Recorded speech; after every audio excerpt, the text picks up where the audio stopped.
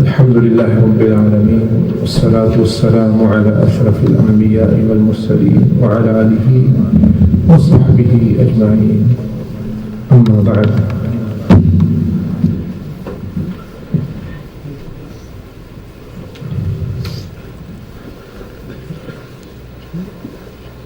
کوئی نعمت جب بہت بڑی نعمت ہوتی ہے تو اس سے اگر بندہ فائدہ اٹھا لے تو بہت فائدہ ہوتا ہے، اور اگر نہ اٹھائے تو پھر نقصان بھی بہت بڑا ہوتا ہے. اور ان نعمتوں میں سے قرآن مجید عظیم ترین نعمت ہے اللہ پاک کی. اس سے بڑی کوئی نعمت نہیں، کیونکہ یہ غیر مخلوق ہے. دیکھیے انبیاء کا مقام بڑا ہے، ولیوں کا مقام بڑا ہے، ملائکہ بہت، لیکن وہ پھر بھی اللہ پاک کی مخلوق ہیں. اللہ نے ان کو پیدا کیا، لیکن اللہ کا کلام یہ اللہ پاک کی صفت ہے، یہ مخلوق نہیں.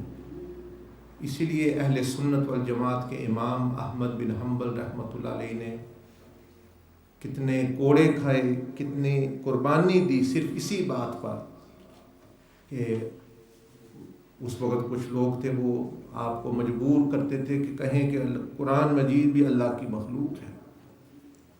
امام بخاری رحمۃ اللہ علیہ کو بھی اسی لیے ملک بدر کیا گیا، اسی وجہ سے. تو یہ کلام قدیم ہے.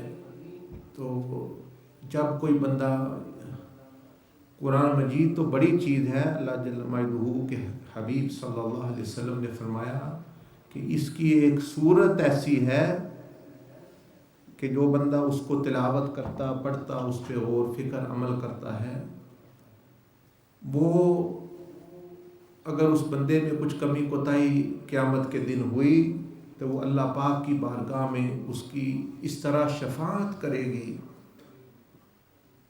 بلکہ ناز میں سمجھے جیسے جھگڑا، جیسے مناتا ہے بندہ. وہ کہے گی کہ یا اللہ یہ بندہ مجھ سے محبت کرتا تھا، اب یا تو مجھے اپنے کلام سے نکال دے یا اس بندے کی بخشش کر. اور آپ علیہ السلام نے فرمایا وہ 30 آیتوں کی صورت ہے، صورت ملک. تو یہ ایک صورت کے بارے میں آپ علیہ السلام نے ارشاد فرمایا. آپ دیکھیں پھر صورت اخلاص کا کیا درجہ ہوگا جو قرآن مجید کا دہائی ہے. پھر صورت یاسین کا کیا درجہ ہوگا جو صورت ملک سے بھی افضل قرآن مجید کا دل ہے. پھر صورت بقرہ.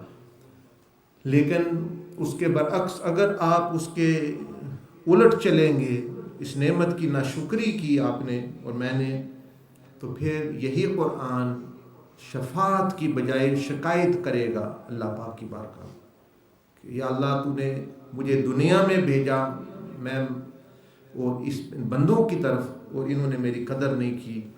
اور حضور علیہ السلام کے بارے میں بھی آتا ہے قرآن مجید ارشاد فرماتا ہے قال الرسول یا ربی ان قوم اتخذوا هذا القرآن مہجورا. حالانکہ حضور علیہ السلام کی عام عادت شریفہ ہے کہ شفاعت کرنے والے ہیں، لیکن جس نے قرآن کے ساتھ زیادتی کی، قرآن کی بے ادبی کی، قرآن پر عمل نہ کیا، قرآن کو چھوڑا، حضور علیہ السلام بھی شفاعت کی بجائے اس کی شکایت کریں گے یا اللہ ان کو پکڑ، ان کو عذاب دے، یہ جنہوں نے یہ کیا. کیونکہ کئی لوگ ہیں جو حضور صلی اللہ علیہ وسلم کی شفاعت سے محروم کر دیے گئے. آپ علیہ السلام نے فرمایا فقد حرم علیہ شفاعتی، کہ کچھ لوگوں پر میری شفاعت، انٹرسیشن حرام کر دی گئی. ان میں وہ لوگ ہیں جو سنت کی مخالفت کرتے ہیں، سنت کا مذاق اڑاتے ہیں، سنت کی تحقیر کرتے ہیں، سنت کو ذلیل سمجھتے ہیں. نعوذ باللہ. وہ شرمندہ ہوتے ہیں کہ لوگوں کے سامنے سنت پر عمل کر کے، پردہ کر کے وہ عورت شرمندہ محسوس نہ کرے، داڑھی رکھ کے مرد شرمندہ محسوس، بلکہ اپنے آپ کو مکرم محسوس کرے کہ میں حضور علیہ السلام کی مشابہت میں ہوں، شیطان کی مشابہت میں نہیں، فرعون کی مشابہت میں نہیں، قوم لوط کی مشابہت میں نہیں. یہ داڑھی کو سب سے پہلے جس نے منایا وہ قوم لوط ہے، تاریخ میں آتا ہے. تو یہ بندے کو فخر محسوس ہو کہ بھئی ہم قوم لوط کی مشابہت نہیں بلکہ قوم انبیاء اور انبیاء کی جماعت کی مشابہت کر رہے ہیں. فرشتوں اور ملائکہ جو ہے نبی علیہ السلام کی سنت کی اتباع کرتے ہیں. تو حضور علیہ السلام نے فرمایا جو سنت کی میرے طریقے کی مخالفت کرتا ہے وہ میری شفاعت کا مستحق نہیں ہے. اللہ پاک نے حرام کر دیا ہے، وہ میں اس کی شفاعت کی اذن نہیں، کیونکہ شفاعت کے لیے اذن ضروری ہے. من ذا الذی یشفع عنده الا باذنہ، اللہ پاک نے سورۃ آیت الکرسی میں فرمایا کون ہے جو میرے اذن کے بغیر شفاعت کرے. تو کچھ حضور صلی اللہ علیہ وسلم نے خود فرمایا کہ کچھ لوگوں کے بارے میں اللہ پاک نے اذن نہیں دیا شفاعت کا. زانی کے لیے شفاعت ہے، شرابی کے لیے شفاعت ہے، کبیرہ گناہوں کرنے والے کے لیے شفاعت ہے. ایک تو سنت کی مخالفت، دوسرا فرمایا کہ جو لوگوں پر ظلم کرتا ہے، اللہ کی مخلوق پر ظلم کرتا ہے، اللہ کی مخلوق پر ظلم کرتا ہے، وہ بھی شفاعت سے محروم. اور اس سے آیت سے پتہ چل رہا ہے کہ جس نے قرآن کو چھوڑا اور قرآن پر عمل نہ کیا، قرآن کی یعنی جو ہے قدر نہ کی، تو اس کی بھی شفاعت تو ایک طرف رہ گئی، اس کی شکایت نبی علیہ السلام فرما رہے ہیں اللہ پاک سے. کئی لوگ ہیں جن کے لیے حضور علیہ السلام اللہ کی بارگاہ میں اس کے خلاف کھڑے ہوں گے. اب جو اللہ پاک جب جج ہے، احکم الحاکمین ہے، ایک طرف آپ کھڑے ہیں، آپ کے مخالف نبی علیہ السلام کھڑے ہیں، آپ اس کیس میں حضور علیہ السلام وکیل بن گئے قرآن کے، تو پھر آپ کا نجات، آپ کی نجات کیسے ہوگی؟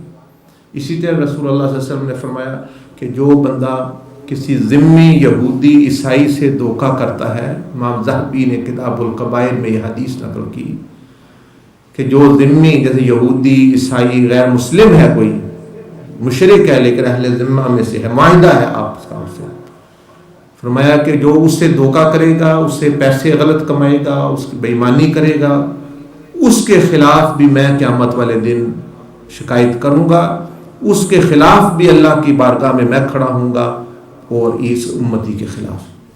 تو امتی کی کیا نجات ہے کہ جب اس کا کسی امتی کا نبی ہی اس کے خلاف ہو جائے اور اس کی ہمدردی اس کے ساتھ، بلکہ یعنی کیونکہ آپ علیہ السلام تو ساری امت پر رحیم شفیق ہیں، لیکن جب پھر آپ کا اور دوسرے لوگوں کا، ہزاروں لوگوں کا معاملہ آ جاتا ہے، پھر آپ علیہ السلام ان کی سائڈ پر ہیں. اگر صرف آپ کا اللہ کے ساتھ معاملہ ہے، کوئی کسی سے غلطی ہو گئی، کوئی نمازی نہیں ہے، کوئی کچھ اور ہو گیا، کوئی گناہ ہو گیا، کوئی زنا، شراب، بڑے بڑے کبیرہ گناہ، آپ علیہ السلام فرمایا میری شفاعت انہی لوگوں کے لیے ہے، اہل کبائر کے لیے، لیکن یہ لوگ جو ہے وہ محروم ہوں گے. تو مقصد بات کرنے کا یہ ہے کہ آپ نے سورۃ الفاتحہ کی چند آیتوں کے بارے میں سنا، اور الحمدللہ رب العالمین اور الرحمن الرحیم مالک یوم الدین. میں نے بتایا کہ سورۃ فاتحہ میں یہ خلاصہ ہے قرآن کا، اس لیے کم از کم اس کو بندہ سمجھ لے. 3 اسلام کے بنیادی عقائد کا بیان ہے، 3 بنیادی چیزوں کا، ایک توحید، ایک رسالت اور آخرت.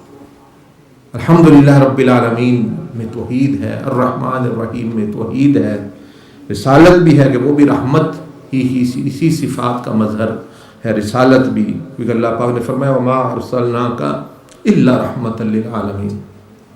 اور مالک یوم الدین، اس میں آخرت کا بیان ہے، آخرت کا عقیدہ، سارے قرآن میں وہ بیان ہے آخرت.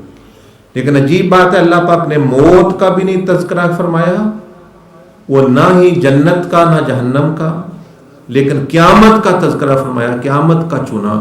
کیوں؟ کہ وہ قیامت کا دن ہی بنیاد ہے ساری جنت یا جہنم کی. موت کے بعد جو کامیابی ہے، ناکامی ہے، تو سب کا دار و مدار وہ قیامت کے دن پر، اس لیے اللہ جل مجدہ نے خاص اس کا ذکر کیا. اور ایک بزرگ نے فرمایا کہ قیامت کو اللہ پاک نے قرآن مجید میں فرمایا ہے، یہ ہم لوگ جو کہتے ہیں نا کہ توبہ کر لو، انسان بنو، بندہ بنو، اللہ کے صحیح بندے بنو، جی میں کل کروں گا توبہ، میں جب حج کر لوں گا نا پھر شیطانی کام چھوڑوں گا، میں جی اب رمضان آ رہا ہے پھر کروں گا، اور جو ہے میں 50 سال کا ہو گیا تب کروں گا، میں بچوں کی شادی کر لوں تب کروں گا، یہ جو کل والے لوگ ہیں، اللہ جل وعلا نے قرآن مجید میں فرمایا خدا سے ڈرو یا ایھا الذین آمنوا، تم ایمان رکھ کے بدبختو پھر ایسی باتیں کرتے ہو، آمنوا اتقوا اللہ ولتنظر نفس ما قدمت لغد، اور دیکھو اور غور کرو کہ کل کے لیے تم کیا کر رہے ہو آج. تو کل اللہ پاک نے فرمایا کل قیامت کا نام ہے. یہ جو تم کل کہہ رہے ہو وہ کل نہیں آئے گی، کل آئے گی لیکن وہ کل قیامت کا دن ہوگا. تو یہ کل کبھی نہیں آتا، کیونکہ جب بھی آپ جائیں گے وہ آج بن جائے گا اور یہ ہو جائے گا. تو اس دھوکے سے بندے کو جو ہے وہ نکلنا چاہیے کہ میں ابھی کروں گا وہاں کروں گا. جب وقت آ جاتا ہے پھر وہ کل قیامت کا ہی کل آئے گا. پھر دوسرے مفسرین نے اولیاء عارفین نے فرمایا کہ یہ جو قبر ہے یہ شام ہے، قبر ایک رات ہے، برزخ ایک رات ہے، برزخ ایک رات ہے اور قیامت اس کا صبح کا دن ہے. اس کا اتنی جلدی وہ وقت گزرنے والا ہے نیک بندے پر. تو یہ لمبا چوڑا ہے لیکن وہ نیک بندے پر بہت جلدی بھی وہ گزر جائے گا آرام سکون سے. تو اس کو سمجھ لیں کہ قبر ایک شام کا نام ہے، اس کی صبح کا نام قیامت ہے. اس لیے اللہ پاک فرمایا کل قیامت کو اللہ پاک نے فرمایا. تو قیامت کو ہم دن کہتے ہیں اور برزخ جو ہے یہ رات کا نام ہے، موت شام کا نام ہے. جب زندگی کی شام ہو جاتی ہے، رات ہو جاتی ہے، اس کا نام ہے موت اور برزخ. اور اس رات کی جو صبح ہے، دن ہے، وہ قیامت کا دن ہے. تو آپ خود پھر دیکھ لیں کہ کیا اپنا یعنی بندے نے کرنا ہے. تو اس طرح اس میں اور بھی ہے، اور انشاءاللہ آئندہ موقع ملا تو اور اس آیت کے بارے میں آپ کو بتائیں گے تھوڑا بہت کہ بھئی یہ نہیں قیامت اور یہ کیوں اللہ جل مجدہ نے مالک کا لفظ استعمال فرمایا. یوم کا تو میں نے بتا دیا آپ کو کہ دن ہے، وہ قیامت ایک دن ہے، موت ایک رات ہے، موت کے بعد کی زندگی. تو رات آئے گی تو دن آ جائے گا اور آپ یہی کہیں گے کل کروں گا کل کروں گا. لوگ کہیں گے بھی کل تو بہت بڑی بات ہے. آج جو آیتیں آپ کو سنائی قرآن مجید میں نماز میں، اس میں اللہ پاک پوچھے گا قال کم لبثتم فی الارض عدد سنین، او میرے بندو بتاؤ کتنے سال رہے دنیا میں، کتنے سال، ہاؤ مینی ایئرز. جواب ملے گا، ہوتا نا جواب سالوں میں کوشچن. اگر بندہ سوال کر رہا ہے بھئی آپ کتنے سال باہر رہے، آپ کہیں گے 2 سال 5 سال 6 سال. سالوں میں سوال ہے، سالوں میں جواب آنا چاہیے. میں 50 سال رہا، میں 60 سال رہا، میں 70 سال رہا. لیکن وہ جواب دیں گے قالوا لبثنا یوما او بعد یوم، کہ ہم تو یا اللہ سال تو رہی نہیں، ہم تو دن یا ایک دن کا کچھ حصہ گزرا. دن یعنی ایک دن یا اس کا کوئی پار کوئی گھنٹے گزرے ہیں. اللہ کی طرف سے یا فرشتوں کی طرف سے جواب آئے گا کہ قالوا لبثنا یوما او بعض یوم فصل قال الا لبثتم الا قلیلا، اس سے بھی تم بہت کم رہے ہو جو تم سمجھتے ہو، بہت کم رہے ہو تم. لو کنتم تعلمون، کاش کہ تم دنیا میں جان لیتے یہ چیز. چلے اب جاننے کا کیا فائدہ. حضرت علی رضی اللہ تعالیٰ فرمایا ویل، تباہی ایسے بندوں کے لیے جن کی آنکھیں قبر میں جا کے کھلے، جن کو تنبیہ آپ وہ فرماتے تھے الناس نیام، کہ لوگ سوئے ہوئے ہیں، موت ان کو بہت سے لوگوں کو جگائے گی، لیکن اس جاگنے کا کیا فائدہ، اس کا کوئی فائدہ نہیں. اس وقت امام ابو حنیفہ رحمۃ اللہ علیہ نے فرمایا کہ کافر کو ایمان فائدہ نہیں دیتا، گناہگار کو توبہ فائدہ نہیں دیتی، وہ خون کی آنسو بہائے جو مرضی کرے، اب وہ وقت جو ہے وہ گزر گیا، اب اللہ ہی ہے جس پر فضل کر دے. اس لیے اس پر غور کیا کریں. جو قرآن مجید پر تو نہیں آپ کر سکتے سارے پر، بندہ بھائی وقت کی سمجھ نہیں، لیکن یہ سورۃ فاتحہ میں جو چھوٹی چھوٹی جو آیتیں ہیں اور ان میں جو واضح تصور کیا وہی سارے قرآن کا خلاصہ ہے. وہ سمجھ آ جائے تو بندے کو سمجھے کہ قرآن مجید کی سمجھ آ رہی ہے.